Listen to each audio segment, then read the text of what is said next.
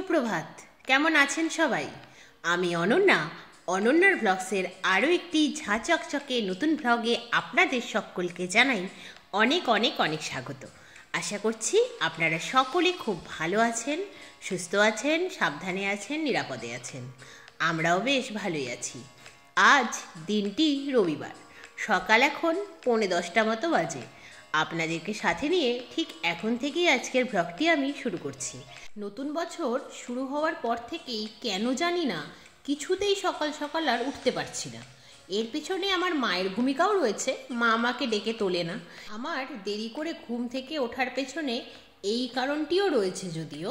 আর দেরি করে ওঠার জন্য আমি নিজের দোষকে কখনোই ছোট করে দেখছি না। আমি নিজে থেকে উঠতে পারি না, এটি তো সব থেকে বড় দোষ আমার। তবুও মা ডেকে দেয়, আমি উঠে যাই, কিন্তু মাও লেট করে ডাকে। যদি সকালে উঠে জানতে চাই কেন সকাল সকাল ডাকুনি, একটাই উত্তর দেবে, সকালে উঠে ঠান্ডার মধ্যে সমস্ত কাজ আমার সাথে সাথে করতে গিয়ে শ্বাসকষ্টটা আরও বাড়াবাড়ি হোক, তারপরে আমারই জ্বালা হবে, সেই জন্যে ডাকিনি। তাছাড়া তোর শরীরটা এখনো ঠিক হয়নি, আমি তো তোর মা, তুই না বললে কি হবে, আমি সব বুঝি। সেই জন্যই যখন ডেকেছি তখনই ওঠ, তারপর থেকে সব কাজ তো নিজেই করবি, আমাকে তো কিছু করতে দিবিও না। সেই জন্যই সকালবেলাকার কাজটা আমি করি, তারপরে ঘুম থেকে উঠে সব দায়িত্ব যেমন মাথায় তুলে নিস, তারপর থেকে কাজগুলো কর। এটাই আমার ভাগ্য। যে মেয়ে কয়েকটা মাস আগে কিছুই করতে পারতো না, সেই মেয়ে এখন সংসার চালানোর দায়িত্ব নিয়ে নিয়েছে। এটি আমার কাছে বড় পাওনা মাগো, তুমি সুস্থ থাকো। এই ডায়লগটি দিয়ে দেয় আর আমি চুপ করে যাই। এর যে আমি কি উত্তর দেব সেটি বুঝে পাই না, তাই অগত্যা চুপ করেই থাকি। লেট করে ঘুম থেকে উঠলে যে কি পরিমাণ তাড়াহুড়ো করতে হয় সে তো শুধু আমিই জানি। যাই হোক, যথারীতি ঘুম থেকে উঠে ব্রাশ করে ফ্রেশ হয়ে নিয়েছি। তারপর মা মেয়েতে মিলে চা পর্ব সারলাম। মা আবার আজকে বাবাকে চা দিয়ে দিলেও নিজে চা খেয়েছিল না, তাই আমি আর মা মিলে গল্প করতে করতে চা পর্ব সারলাম। তারপরে রান্নাঘরে এসে এক এক করে চায়ের বাসনগুলো মেজে ফেললাম। চায়ের বাসনগুলো মাজতে মাজতেই রান্নাঘর থেকেই শোনা গেল মা কারোর সাথে কথা বলছে।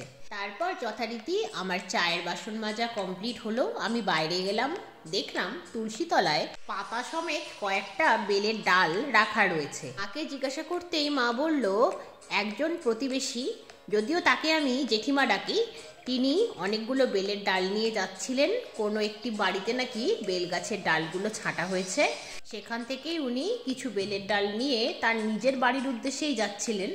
তখন মাকে বলেছেন যে কয়েকটা ডাল রাখবেন নাকি, তাই মা কয়েকটা ডাল তার কাছ থেকে নিয়েছে। যথারীতি তুলসী তলায় রাখা ছিল, আমি বেলের ডালগুলো থেকে পাতাগুলোকে আলাদা করে নিলাম। বেশ কিছুদিন হয়ে গেল জানেন, শিব ঠাকুরকে ফুলের সাথে বেল পাতা দিয়ে পুজো দেওয়াই হয় না। যে বাড়িগুলোতে বেল গাছ রয়েছে সেখান থেকে বেলপাতা আনতে গেলে মুখে কিছু না বললেও মানুষের এক্সপ্রেশন বলেও তো একটা ব্যাপার হয় না, তাদের যে দেওয়ার সেরকম ইচ্ছে থাকে না, আমি বুঝতে পারি, সেই জন্যেই যাই না।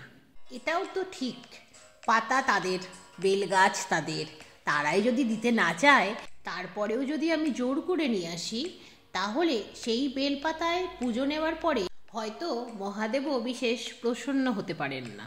কারণ যাদের বেলগাছ, যাদের বেলপাতা, তারাই তো খুশি মনে দেননি। সেই জন্যই তাই আর যাওয়া হয় না, আনিও না।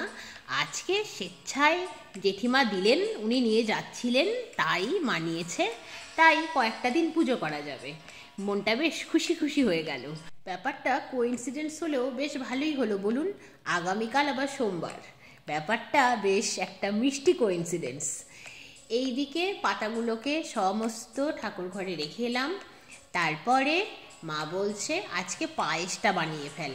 আমি বললাম পায়েস? মা বলছে হ্যাঁ। আমি বললাম আমি তো জীবনে পায়েস বানাইনি, তুমি বানিয়েছো, আমি খেয়েছি। এতদিন অনেক রান্না শিখলেও পায়েসটা তো কি করে বানাই আমি জানি না।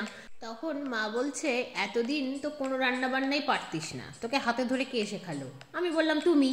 তখন মা বলছে ঠিক সেইভাবেই পায়েসটা বানানো আমি শেখাবো। কারণ যেহেতু কয়েকটা দিন পেটের সমস্যার জন্য আমি সেভাবে দেখতে গেলে কাউ মিল্ক খাইনি, কিন্তু প্রতিদিন যিনি দুধ দিয়ে যান বাড়িতে, তিনি তো দিয়েই গেছেন, তাতে করে ফ্রিজে অনেকটা পরিমাণ কাউ মিল্ক জমে গিয়েছিল। তাই মা এই ডিসিশন নিয়েছে যে কাউ মিল্কগুলো উদ্ধারও হয়ে যাবে আর একটা টেস্টি খাবার খাওয়া হয়ে যাবে। সেভাবে দেখতে গেলে পায়েস আমি বিশেষ পছন্দ করি না, আমি পছন্দ করি ক্ষীর। কিন্তু মা আজকে পায়েস বানানোর ডিসিশন নিয়েছে। মা যেমনটা দেখিয়ে দিল আমি সেভাবেই বানিয়ে ফেললাম আজকে নলেন গুড়ের পায়েস। যেহেতু দুধ গরম, ভাত, জল গরম, চা এইসব করার জন্য চিমনি অন করতে বলা হয়নি, তাই চিমনি অন করিনি। তাই পায়েসের গন্ধে গোটা বাড়ি ম ম করছিল, দারুণ লাগছিল ব্যাপারটা। পায়েস পছন্দ না করলেও নলেন গুড়ের গন্ধটা আমার দারুণ লাগে। যাই হোক, পায়েস পর্ব মিটিয়ে যথারীতি রান্নাবান্না শুরু করতেই হলো, কারণ ঘড়ির কাঁটা তো আর বসে নেই বলুন, সে তো ঘুরে চলেছে আপন গতিতে। সেই জন্যই রান্নাবান্না শুরু করলাম। আজ যেহেতু রবিবার, আজকে বিশেষ কিছু স্পেশাল না থাকলেও আজকে একটা স্পেশালিটি রয়েছে, সেটি হলো মুড়িঘণ্ট। ওহ, আই জাস্ট লাভড ইট। এই মুড়িঘণ্ট তৈরি করার কথা ছিল 2রা জানুয়ারি। সেই 2রা জানুয়ারিতেই তো আমার পেটের প্রবলেম শুরু হয়েছিল, তাতে করে মুড়িঘণ্ট খাওয়াটা পোস্টপন্ড হয়েছিল। আজকে সেই শুভ সময় এসেই গেল, সেই শুভক্ষণ যখন মুড়িঘণ্ট তৈরি হচ্ছে। ওহ, মা সবটাই দেখিয়ে দিচ্ছে, আমি শুধু বানাবো। কারণ মুড়িঘণ্টটা ঠিকভাবে করতে পারবো বলে মনে হয় না, কারণ যেহেতু মুড়িঘণ্ট আর 5টা রান্নার মতো প্রায় প্রতিদিন বাড়িতে হয় না, তাই সেভাবে দেখতে গেলে প্র্যাকটিস নেই। আর মুড়িঘণ্টের জলের পরিমাণটা তো অবশ্যই একজন পাকা রাঁধুনি ছাড়া হঠাৎ করে গেস করাটা মুশকিল। সেই জন্যই আমি মায়ের শরণাপন্ন হয়ে গিয়েছি। আর এদিকে আমি যখন বাকি রান্নাগুলো সারছিলাম তখন মা স্নান সেরে পুজোটাও করে ফেলেছে, তাই মায়ের রান্নাঘরে আসতে কোনো প্রবলেমই হয়নি। যথারীতি মায়ের হেল্প নিয়ে আপনাদের সাথে গল্প করতে করতে আমার মুড়িঘণ্টটা কিন্তু রেডি হলো। আর আজকের মেনুতে রয়েছে আলু জিরে ফোড়ন দিয়ে আলু পেঁয়াজ সহযোগে রাইখোর মাছের তেল ঝোল, মটর ডাল সিদ্ধ আর উচ্ছে বেগুন ভাজা, সে তো ম্যান্ডেটরি আইটেম। আর আজকের শোস্টপার হলো মুড়িঘণ্ট। ব্যাস এইটুকুই। মুড়িঘণ্টের চাল জল দিয়ে সিদ্ধ হতে দিয়েছি, আর ততক্ষণ ভাবছি বসে না থেকে মশলাপাতির কৌটোগুলো ক্লিন করে ফেলি, আর মশলাপাতির কৌটো যে জায়গাটায় থাকে সেই জায়গাটাকেও ক্লিন করে ফেলি। যেমন ভাবা তেমন কাজ। আপনাদের সাথে গল্প করতে করতে করেও ফেললাম ক্লিন। এইবার ঢাকনাটা খুলে দেখতে হবে মুড়িঘণ্টের কি কন্ডিশন। ও, কি অমায়িক দেখতে লাগছে দেখুন। তবে হ্যাঁ, নিচের দিকটা একটু আটকে আটকে গিয়েছে। মা বলছে এটাই নাকি মুড়িঘণ্ট রেডি হয়ে যাওয়ার লক্ষণ। তাতে করে আমি মাছের মুড়োটাকেও ভালো করে ভেঙে দিলাম। তারপরে মা একটু গরম মশলা ছড়িয়ে দিল, আর শেষে দিয়ে দিল ঘি। ব্যাস, নাড়িয়ে চাড়িয়ে অমায়িক গন্ধ বেরিয়ে গেছে। মুড়িঘণ্টটা কোথায় রাখবো, কোন পাত্রে রাখবো ভাবতে ভাবতেই হঠাৎ করে মা বলল, ছোট্ট হটপটটার মধ্যে ভরে রাখ, গরম থাকবে। আমি বললাম ঠিকই বলেছ। সেই জন্যই ছোট্ট হটপটটার মধ্যে ভরে রাখলাম। যথারীতি হটপটের ঢাকনাটা পুরোপুরি লক করে দিলাম। শুধুমাত্র রান্না বান্না করলেই কি মুক্তি আছে বলুন? গ্যাস আর রান্নাঘরটাও তো ক্লিন করতে হবে।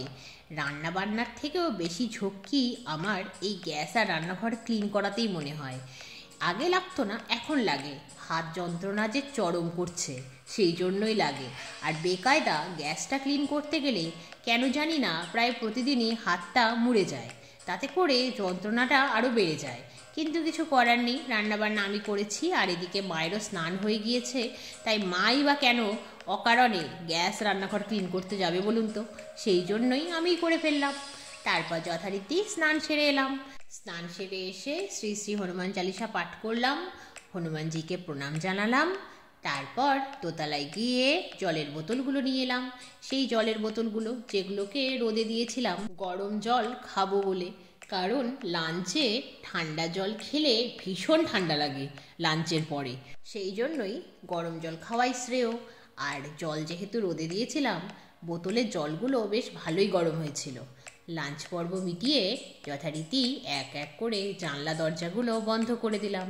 ঠান্ডা পড়লেও মশার উপদ্রব একটুও কমেনি। সেই জন্যই জানলা দরজাগুলো বন্ধ করে ছাদে এলাম। ছাদে এসে দেখলাম বেশ কিছু জামাকাপড় শুকিয়ে গেলেও বেশিরভাগ জামাকাপড়ই শুকোয়নি। সেই জন্যই শুকনো জামাকাপড়গুলো ভাঁজ করলাম, আর ভিজে জামাকাপড়গুলো সিঁড়িঘরের ভেতরে থাকা দড়িগুলোতে মেলে দিলাম।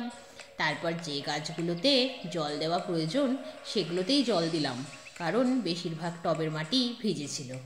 তারপর দেখলাম বেশ কিছু গোলাপ সুন্দরী আজ পাপড়ি মেলেছে। তারপর কি মনে হতেই জারবেরার টবগুলো খুঁজে দেখতে লাগলাম। শীত তো চলে এলো, বলুন কুড়ি কোথায়? কোনো জারবেরাতেই কুড়ি না দেখে ভীষণ হতাশ হয়েছিলাম, কিন্তু শেষ পর্যন্ত একটি টবে একটা জারবেরার কুড়ির সন্ধান পেলাম। তারপর একটু শান্তি অনুভূত হলো। বাবারে বাবা, শেষ পর্যন্ত কুড়ি এসেছে। তাহলে আজকের মতো এ পর্যন্তই। আবার আপনাদের সঙ্গে দেখা হবে খুব শিগগিরই অন্য একটি নতুন ব্লগে।